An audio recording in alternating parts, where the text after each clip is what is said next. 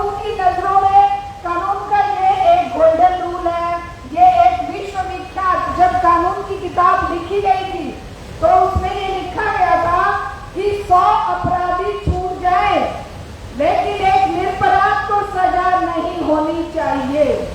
आज ये कानून,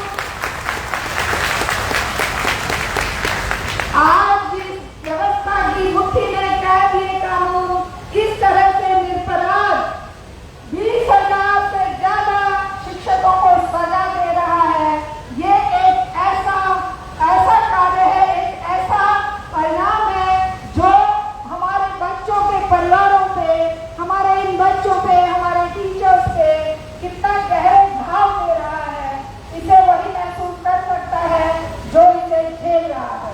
लेकिन साथियों, आपके साथ All India Save Education Committee न केवल बंगाल में, पूरे देश में आपकी आवाज बुलंद करेगी और आपके साथ लगातार कंधे से कंधा मिलाकर इस लड़ाई को मुकाम पर पहुंचाएगी, आगे बढ़ाएगी। साथियों, All India Save Education Committee लंबे समय से टीचर्स को उनके हक दिलाने के लिए, जो जिस योग्य है, जो योग्यता से अपना एग्जाम पास करके आया है, जो योग्यता से इतने सालों तक बढ़िया परिणाम दे रहा था, जो योग्यता के अनुसार ही इंटरव्यू और एग्जाम में पास करके आपने अपॉइंटमेंट दिए, और अब अगर कुछ लोगों की गलती सब लोगों के ऊपर लादी जाती है तो इससे ज्यादा घटिया कोई बात, इससे ज्यादा अन्यायपूर्ण कोई बात हो नहीं सकती है इस व्यवस्था के लिए। साथियों, वैसे तो इस व्यवस्था में शिक्षा को सबसे निचले पायदान पर लाकर छोड़ दिया है।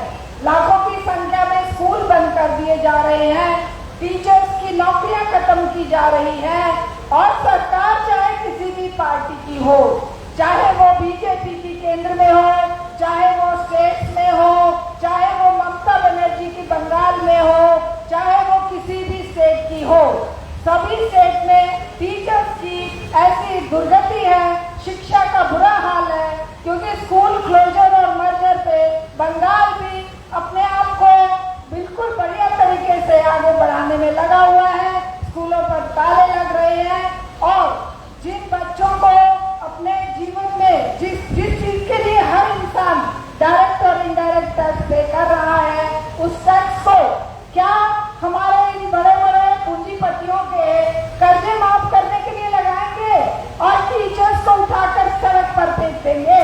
लगातार आपके पास पैसा नहीं है, आपके पास संसाधन नहीं है, लेकिन आपके पास करोड़ों, हजारों करोड़ रुपया इन पूंजीपतियों के माफ करने के लिए है और उन्हें विदेशों में भगाने के लिए है।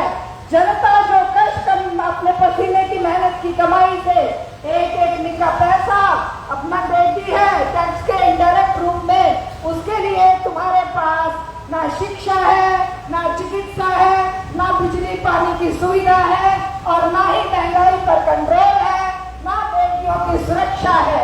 साथियों, अभी कुछ दिन पिछले 2 साल पहले शायद कितना घृणित अपराध बंगाल में हुआ, आज तक उस डॉक्टर बेटी को न्याय नहीं मिला है।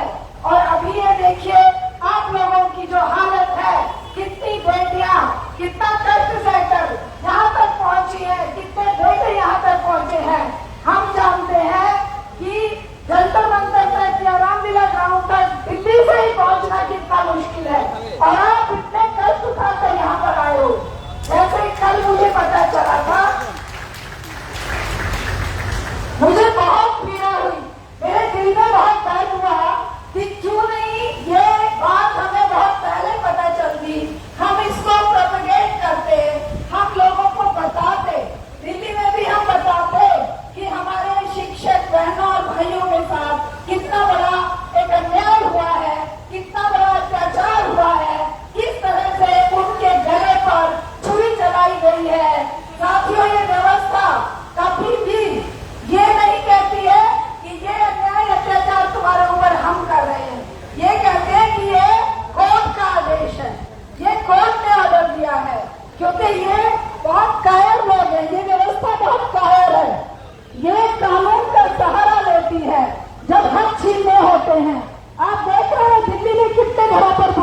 चल रही हैं। सरकार ये नहीं कह रही कि हम घर उजाड़ रहे हैं, हम इन गरीबों को दिल्ली में रहने देना नहीं चाहते, हम इनकी झोपड़ियों को बर्बाद करना चाहते हैं। वो सिर्फ ये कहते हैं कि कोर्ट के ऑर्डर से हम ये झोपड़ियां तोड़ रहे हैं। कोर्ट क्या आसमान से टपका है? कोर्ट में काम करने वाले, न्याय देने वाले लोग क्या वो इंसान नहीं है? क्या उनको घरों के अंदर की स्थिति नहीं पता है? घरों में चूल्हे कैसे जलेंगे, बच्चों की कैसे रोटी आएगी? अगर टीचर्स को सड़क पर फेंक दिया तुमने, वो जो बच्चे इतनी मेहनत करके, इतना पैसा खर्च के टीचर बने थे, एग्जाम पास करके, आज उनके घरों में अंधेरा कर दिया है इस न्याय व्यवस्था के नाम पर, इस सिस्टम ने। तो साथियों, आप घबराइए मत। ये आज की व्यवस्था के अंदर अगर कोई हक हम प्राप्त कर सकते हैं तो वो एकमात्र रास्ता है जन आंदोलन का। और शिक्षा के लिए, न केवल अपनी नौकरी बचाने के लिए बल्कि पूरे देश में शिक्षा बचाने के लिए all India save education committee का आह्वान है कि हम हर गरीब, हर दलित, हर पिछड़े, हर कमजोर वर्ग के बच्चे की शिक्षा, हर आदिवासी, हर बेटे की शिक्षा की जिम्मेदारी सरकार के ऊपर डालें और सुनिश्चित करें कि हर एक स्कूल में प्रॉपर टीचर्स हो, पूरी संख्या में टीचर्स हो, पूरे लर्निंग टीचर्स हो, क्वालिफाइड टीचर्स हो। तुम ऐसे नहीं कर सकते कि जिन बच्चों ने टीचर बनने में ट्रेनिंग ली है, तुम्हारे ही मापदंडों पर अपने आप को साबित किया है, आज तुम उन्हीं को फेंक दोगे निकाल कर। कैसे? अपने लिए तो ये सरकारें या ये पार्टियां, अपने लिए तो इनके सारे आंदोलन खड़े हो जाते हैं।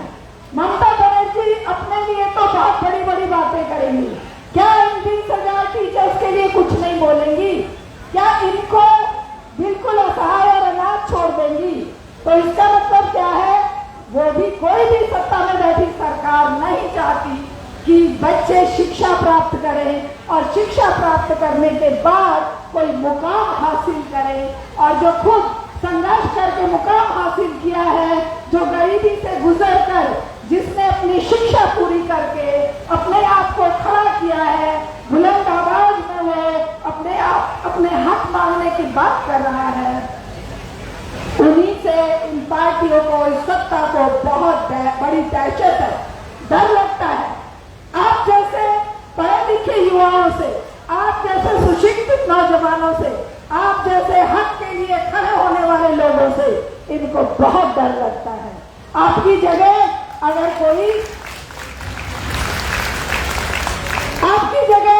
कोई धर्मांधता में डूबा हुआ व्यक्ति होगा, अगर आप ही उस धर्मांधता का नमूना पेश करते तो शायद आपके ऊपर हेलीकॉप्टर से फूल बरसाए जाते, जैसे बरसाए जा रहे हैं। और डीएसपी, एसपी, डीआईजी सब आपके पैर दबाते। अभी तो आपको छोड़ दिया ना ग्राउंड में, उस समय पुलिस आपके पैर दबा रही होती। कितना बड़ा फ्रॉड है।